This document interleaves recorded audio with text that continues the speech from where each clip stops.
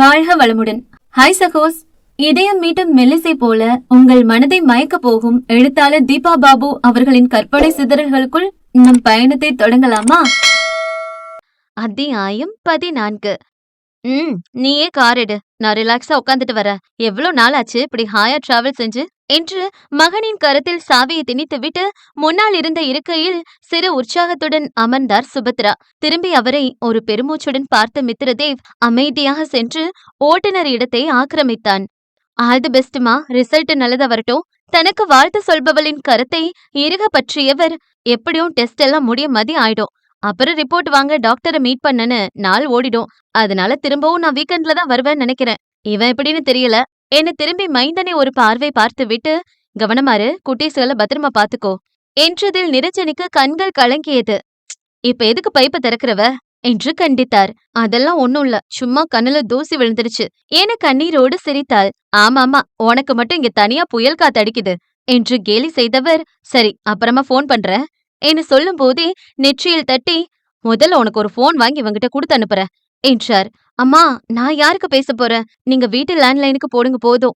ஆனா என்றவரை இடைமறித்து, மா இந்த ஆர்குமெண்ட்ஸ் எல்லாம் அப்புறம் பாத்துக்கோங்க, டைம் ஆச்சு என்றான் தேவ். சரி வர நிரஞ்சனே என தலையசைத்து கிளம்பி விட்டார் சுபத்ரா.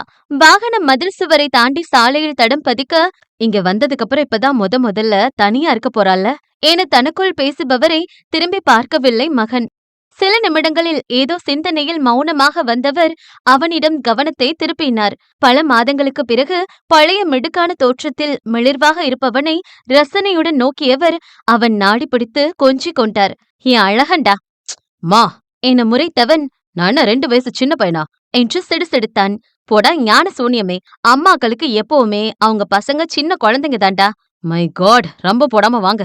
ச்சே, உன் கூட தனியா வர்றதுக்கு பேசாம நிரஞ்சனியும் பேபிஸையும் கூட்டிட்டு வந்திருக்கலாம். பொம்மிக்குட்டி எனக்கு அழகா கம்பெனி கொடுத்திருப்பா என நொடித்து கொண்டார். தனுவின் நினைவில் அவன் முகம் இழகிவிட, அது இன்னும் கண்ணு முழிக்காம குப்பரடிச்சு கிடக்குது. எப்பவும் நேரமா எழுந்திருக்கிற பொடியனே இன்னைக்கு என்னவோ தூங்கிட்டு இருக்கான் என்று தன் போக்கில் பதில் தருபவனை கனிவாக நோக்கினார் சுபத்ரா. என்ன டிசைட் பண்ணிருக்க தேவ்? அம்மா என்றான் புரியாமல். இல்லடா, அடுத்து உன்னோட மூவ் என்னன்னு கேக்குறேன். முகம் லேசாக இருளை பூசிக்கொள்ள, ஷார்ட்லி சொல்றேம்மா என சுருக்கமாக முடித்து கொண்டான். தனக்குள் பிறக்கும் ஏமாற்றத்தை விழுங்கிக் கொண்டார் அவர். மகனின் தோற்றம் மாறியிருப்பது போல் உள்ளமும் தனக்கு ஏதுவாக மாறியிருக்குமோ என்ற எதிர்பார்ப்பில் இருந்தவர் கொஞ்சம் வருத்தமாகி போனார். தாயின் அமைதியில் திரும்பி அவரை நோக்கியவன், ஜீபூமா மாதிரி எல்லாத்தையும் பட்டுன்னு மாத்திக்க முடியலமா என்றான் சோர்வாக. மெல்ல தெளிந்த சுபா, சரி விடு பாத்துக்கலாம் என்றவர், கோவிலுக்கு ஏதாவது போலாமா தேவ் என பேச்சை மாற்றினார். அவனுக்கு துளியும் விருப்பமில்லை என்றாலும் அன்னைக்காக சம்மதித்தான்.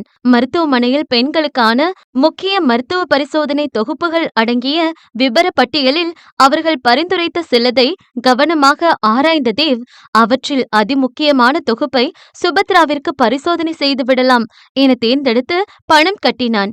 எதுக்குடா அப்படி A to Z இருக்கிற பேக்கேஜை செலக்ட் பண்ற என கடிந்து கொண்ட அம்மாவை சிறிதும் கண்டு கொள்ளவில்லை அவன். அவர் முறைத்து நிற்க, சரி வாங்க முதல்ல பிளட் டெஸ்ட் பண்ணணுமா என வேகமாக அவரின் கரம் பற்றி அழைத்து சென்றான். சிறிது சிறிதாக பழைய நிலைக்கு மாறிவரும் மகனின் அணுகுமுறையில் உள்ளம் குளிர்ந்து போனவர் உற்சாகமாக அவனுடைய எழுப்பிற்கு நடந்தார்.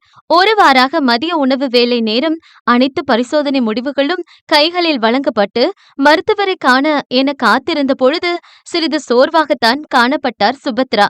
என்னம்மா, ரொம்ப டயர்டா இருக்கா?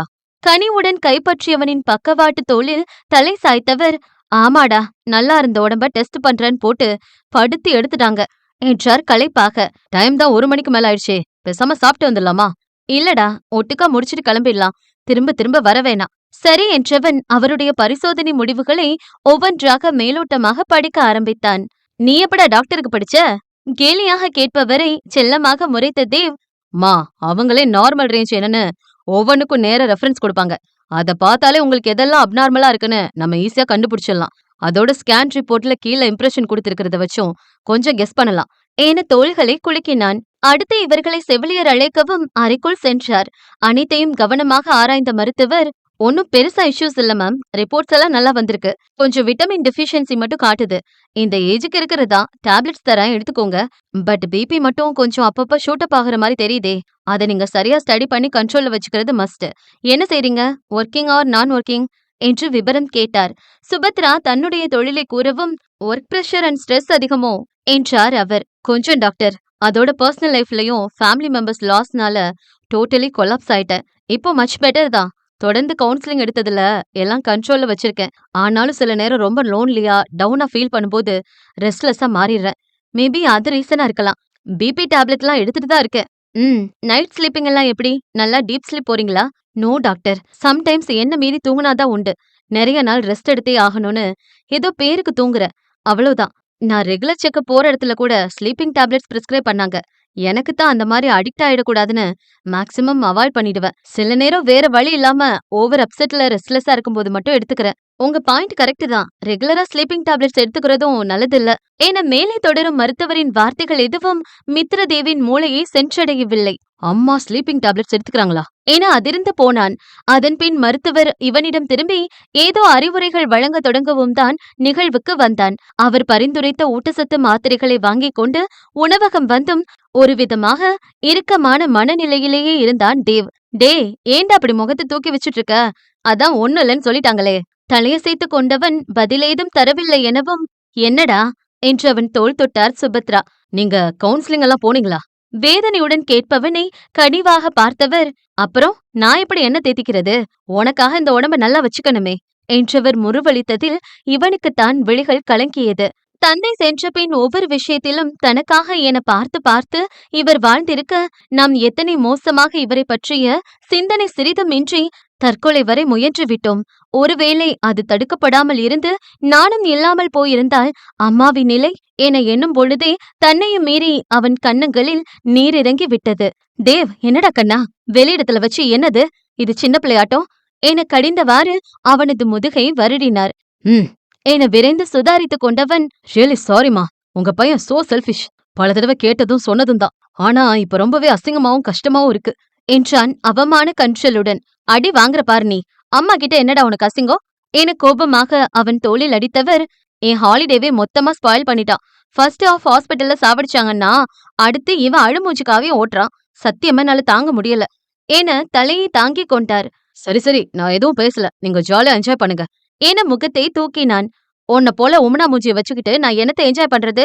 காலையில சொன்ன மாதிரி அதுங்க ரெண்டு தூங்கினாலும் பரவாயில்லன்னு கார்ல தூக்கி போட்டு வந்திருக்கலாம் என்றவர் அழுத்து கொள்ள, நாயகனின் முகத்தில் அழகிய மலர்ச்சி.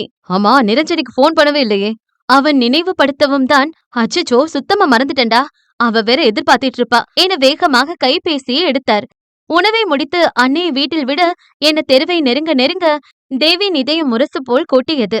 உடல் வெப்பம் அதிகரித்து நெற்றியோரம் வியர்வை அரும்ப கை காலிலும் மெல்லிய நடுக்கம் எடுத்தது. ஸ்டேரிங் வீலை இறுக பற்றியபடி தன்னை நிலைநிறுத்த போராடும் மைந்தனை சுபத்ராவும் வேதனையுடன் தான் கவனித்து இருந்தார். ஆனாலும் வாயை திறக்கவில்லை. அவனை போராடி தெளியட்டும் என அமைதியாக இருந்து கொண்டார். வீட்டின் வாசலில் வாகனத்தை நிறுத்தியவன் மௌனமாக எதிரே தெரியும் கட்டிடத்தை வெடித்து பார்த்தான். சில நொடிகள் பொறுமையாக இருந்தவர், அம்மா போய் கேட்டு திறக்கட்டா என்றார் மெதுவாக. ஆ என திரும்பியவன் மெல்ல தலையசைத்தான். போர்ட்டிகோவினுள் காரை நிறுத்திவிட்டு கீழிறங்கி வீட்டை நோக்கி தள்ளாடி நடக்கும் நேரம் நெஞ்சில் பல துயர அலைகள் இடைவிடாது எழுந்து அடங்கினாலும் தனக்காக வாழும் அன்னையை மனதில் நிறுத்தி பிடிவாதமாக முன்னேறியவன் உள்ளேயும் மூச்சு அடக்கி நுழைந்து விட்டான். நடு வீட்டில் தேகம் விரைத்து அத்தனை இறுக்கமாக நின்றிருந்தவனின் தோற்றம் சுபத்ராவின் இதயத்தை கசக்கு பொழிய வேகமாக மகனை கட்டிக்கொண்டு விசும்பினார். தானும் உடைந்து போனாலும் முயன்று தேறிக் கொண்டவன் அம்மாவின் முதுகில் தட்டி கொடுத்தான். ஃப்ரிட்ஜ்ல ஏதாவது குடிக்க வச்சிருக்கீங்களா? இருக்கு, கொண்டு வரவா என்றார் தழுத்தழுத்த குரலில். இல்ல உட்காருங்க, நானே எடுத்துட்டு வரேன். அம்மா இப்ப ஓகேதான், உட்கார வர என்று உணவரை சென்றார். நீண்ட மூச்சை வெளியேற்றிவிட்டு நீலிருக்கையில் அமர்ந்தவன் வீட்டை சுற்றி பார்வையை அலைய விட்டான்.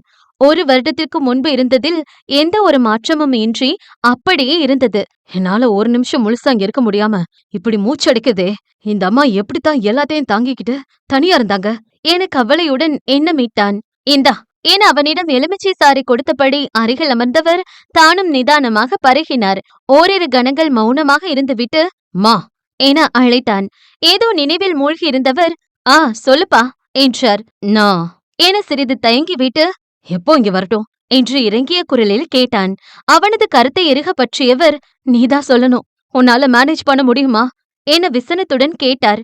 அசையாது தலை குனிந்து இருந்தவன் மெல்ல நிமிர்ந்து, என்னைக்குனாலும் ஃபேஸ் பண்ணித்தானே ஆகணும். இன்னும் எவ்வளவு நாளைக்கு இப்படி ஓடி ஒளிஞ்சு உங்களை நான் கஷ்டப்படுத்திட்டே இருக்கிறது என்றான் வருத்தமாக. சுபத்ரா வெறும் பேச்சுக்கு கூட அவனிடம் மறுப்பாக எதுவும் கூறவில்லை. மகன் நிச்சயம் வேதனை கொள்வான் என்பதை நன்றாகவே உணர்ந்திருந்தவர் மருத்துவரிடம் தேவைக்கு அதிகமாகவே தன் உடல் உபாதைகளை பகிர்ந்து கொண்டார். இவனை இப்பொழுது விட்டால் மீண்டும் எடுத்து பிடிக்க இன்னும் எத்தனை காலம் ஆகுமோ என்கிற அச்சமும் அப்பெண்மணிக்குள் மிகையாகவே இருந்தது. தாயும் மகனும் அடுத்து எதை பேசவும் யோசித்துக் கொண்டு அமைதியாக இருக்க சுபாவின் அலைபேசி ஒலி எழுப்பி அவர்களை கலைத்தது. சுந்தரம்தான் அழைத்தார். இவரின் உடல் நலனை பற்றி விசாரித்தார். பேச்சை முடித்து இணைப்பை துண்டித்தவர், உனக்கு டிராவல்ஸ் பேசவா தேவ்? என்ன டைமுக்கு கார் அனுப்ப சொல்லட்டும் என்று கேட்க அவன் சிந்தனையுடன் அவரை பார்த்தான். இப்போ உங்களுக்கு எப்படி இருக்கு? கொஞ்ச நேரம் முன்னாடி ரொம்ப டயர்டா தெரிஞ்சீங்களே. லேசாதான் இருக்கு.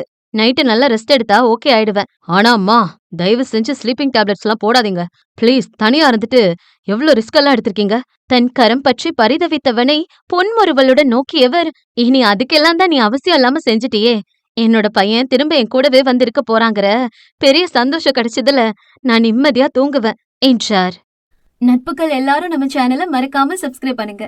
கதையை கேளுங்க, லைக் பண்ணுங்க, கமெண்ட் பண்ணுங்க, பிடிச்சவங்க ஷேர் பண்ணுங்க. நன்றி.